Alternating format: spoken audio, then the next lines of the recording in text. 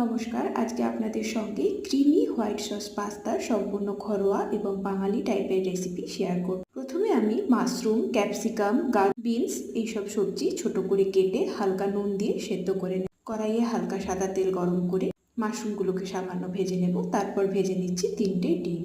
হালকা নুন দিয়ে আমি পাস্তাগুলো সেদ্ধ করে রেখেছিলাম। এরপর কড়াইটা গরম করে তাতে কিছুটা মাখন দিয়ে সেটাকে গলিয়ে তার ভেতরে দিয়ে দেব ময়দা, যাতে কোনো লাম্পস না হয়, তাই সঙ্গে সঙ্গে বিটার দিয়ে এটাকে ভালো করে নাড়তে হবে। এরপর হাফ কাপ দুধ দিয়ে দেব। আমার কাছে চিলি ফ্লেক্স ছিল না, তাই আমি সামান্য লঙ্কা গুঁড়ি দিলাম এবং কিছুটা অরিগ্যানো দিয়ে দেব। এরপর এটাকে অনেকক্ষণ ভালো করে নাড়তে হবে এবং মাঝে মাঝে আমি দুধ যোগ করে দেব। প্রায় 5 থেকে 10 মিনিট পর আমাদের হোয়াইট সসটা ঘন হয়ে আসবে। তারপর এতে সেদ্ধ করা পাস্তা, সমস্ত সবজি এবং ডিম দিয়ে আমি এতে 2 ধরনের চিজ দেব। আমুলের চিজ কিউব আমি এখানে 3টে যোগ করেছি এবং 2 চামচ আমুলের চিজ স্প্রেড। ব্যাস, খুব অল্প সময়ে আমাদের ঘরোয়া হোয়াইট সস পাস্তা তৈরি হয়ে গেছে। ধন্যবাদ।